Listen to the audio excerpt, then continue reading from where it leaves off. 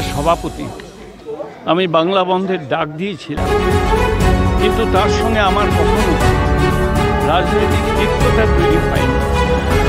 তার সঙ্গে যখন কথা হতো অত্যন্ত স্পষ্ট, সুন্দর, সৌজন্যতা রক্ষা করেই কথা হতো।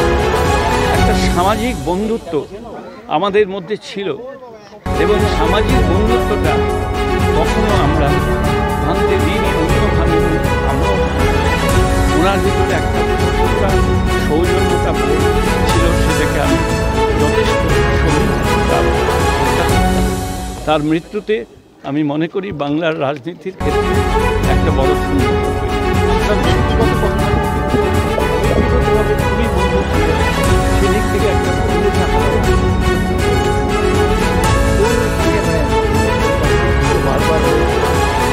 আমি তো আজকে সকালবেলাতেই খবরটা পেলাম।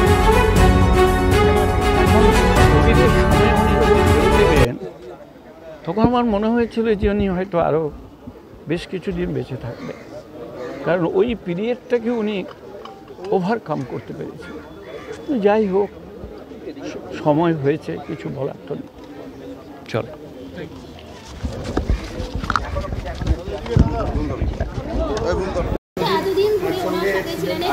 একটা প্রতিক্রিয়া অনেকগুলো জিনিস ঠিক করতে হচ্ছে এমার্জেন্সিতে, যখন বলবার যা বলবে আমাদের। ঠিক আছে, সেখানে কি কালকে নিয়ে আসবে? হ্যাঁ, কালকে একটু ঘুরিয়ে বলে দিন না। বুদ্ধদেব ভট্টাচার্য প্রয়াত, সিপিএম নেতা এবং প্রাক্তন মুখ্যমন্ত্রী পশ্চিমবঙ্গের। গভীর শোক প্রকাশ করছি, প্রণাম জানাচ্ছি তাকে। তার স্মৃতি অটুট থাকবে।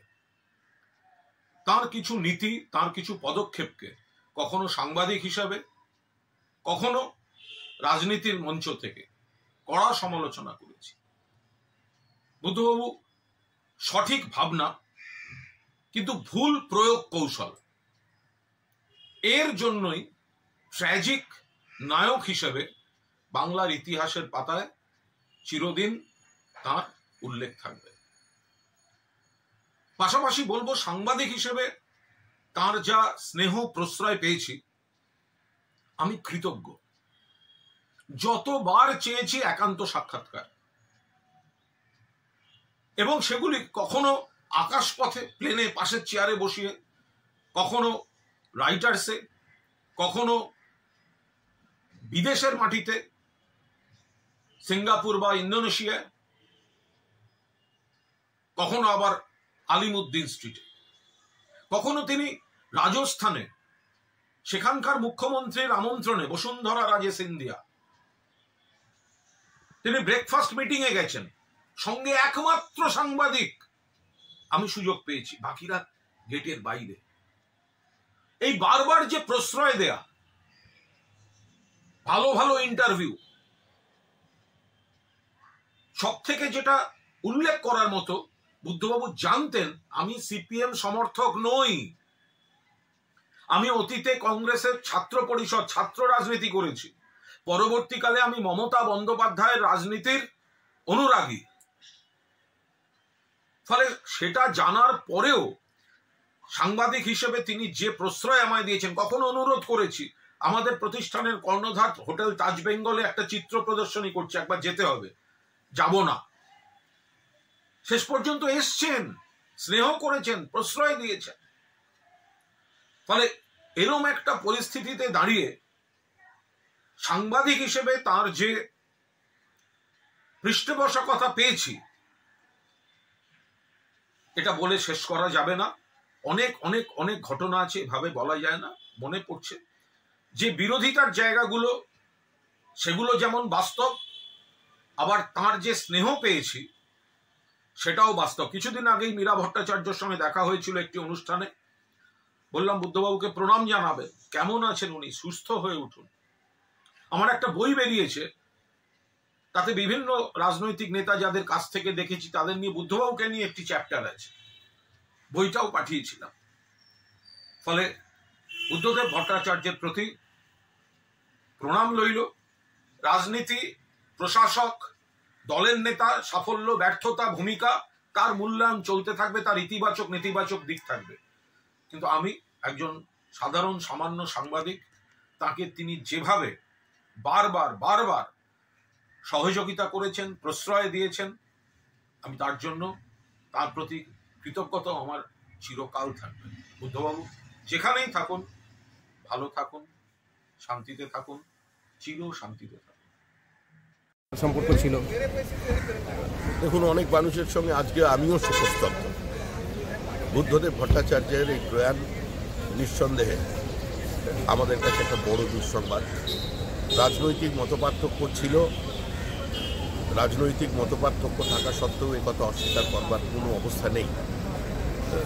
বুদ্ধদেব ভট্টাচার্য তার নিজের দলের সীমার মধ্যে থেকে একটা অসীমের সন্ধান করার চেষ্টা করেছে।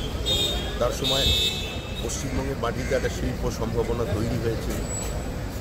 তার রাজনৈতিক স্বচ্ছতা, তার অর্থনৈতিক সততা, তার অনাড়ম্বর জীবনযাপন যে কোনো রাজনৈতিক কর্মীর কাছে একটা দৃষ্টান্ত হয়ে থাকবে।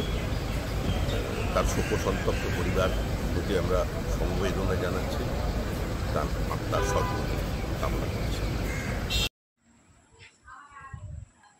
আজ সকাল 8:20 নাগাদ পশ্চিমবঙ্গের প্রাক্তন মুখ্যমন্ত্রী এবং কমিউনিস্ট পার্টির বর্ষীয়ান নেতা শ্রী বুদ্ধদেব ভট্টাচার্য পরলোক গমন করেছেন। এই দুঃখের সংবাদে আমরা অত্যন্ত মর্মাহত। তার শোকসন্তপ্ত পরিবারকে আমার তরফ থেকে, আমার পার্টির তরফ থেকে আমি সমবেদনা জানাই। মাননীয় বুদ্ধদেব ভট্টাচার্য পশ্চিমবঙ্গের অন্যতম জনপ্রিয় রাজনীতিবিদ ছিলেন। মতাদর্শগতভাবে ভিন্ন মেরুর লোক হলেও ব্যক্তিগতভাবে ওনাকে আমি অত্যন্ত সম্মান করতাম। তার ঈশ্বরের কাছে প্রার্থনা করি তার আত্মার সদ্গতি হোক এবং তার পরিবারকে এই দুঃখের সময়ে, এই কষ্টের সময়ে ঈশ্বর যেন শক্তি প্রদান করে এবং পরিবারের প্রতি আমি আবার আমার সমবেদনা জানাই। तमाम के लिए एक बहुत अफसोसनाक है। हमारे पश्चिम बंगाल के भूतपूर्व मुख्यमंत्री, CPIM के भूतपूर्व पॉलिट ब्यूरो सदस्य, युवा आंदोलन के नेता की हैसियत से उभरे थे और एक सच्चे इंसान की हैसियत से, एक अच्छे एडमिनिस्ट्रेटर की हैसियत से, एक सांप्रदायिकता विरोधी सेकुलर एग्रेसिव सेकुलर इंसान की हैसियत से और लीडर की हैसियत से आज के दौर में कोई भी भ्रष्टाचार मुक्त एक ऐसे शख्सियत का निधन होना हमारे लिए बेहद अफसोसनाक है। और मैं अपने पूरे पार्टी की तरफ से, इस बंगाल की जनता की तरफ से अपने को संबद्ध करता हूँ इस शोक में। आज हमने ये फैसला लिया उनके परिवार के साथ बातचीत करके, क्योंकि वो अपना देह दान किए थे चिकित्सा विज्ञान के लिए, इसलिए हम उनका देह कल हम अलीमुद्दीन स्ट्रीट से जुलूस करके शेष यात्रा करेंगे और उनको हम अस्पताल में जो है डोनेट करेंगे जैसा उनकी इच्छा था। आज रात को उनके देह प्रिजर्व किया जाएगा, क्योंकि दिल्ली से, उत्तर बंगाल से, देश के अन्य भाग से बहुत से लोग आएंगे और आज रात रखेंगे हम। अभी 1 घंटा 1.5 घंटा यहाँ घर में है। उसके बाद कल पार्टी ऑफिस में हमारा अलीमुद्दीन स्ट्रीट 31 अलीमुद्दीन स्ट्रीट में सुबह 10:30 बजे से 4 बजे तक हम उसे प्रिजर्व करेंगे, रखेंगे, ताकि सर्वसाधारण के लिए जो भी आएंगे वो श्रद्धा सुमन अर्पण करेंगे। उसके बाद हम उनके देह को हॉस्पिटल में डोनेट करेंगे। This is inside the Ganabhavan. You can see the situation totally massacre and people are going out from here. Mohammad Selim ওনারাই যা বলার বলবে। আমরা তরুণ প্রজন্মের বামপন্থী, আমাদের অভিভাবক, এটা রাজ্যের অভিভাবক চলে গেছেন এই শোকাবহ পরিস্থিতিতে। এখনই এর বেশি কিছু আমার বলার নেই, বাকিটা আমাদের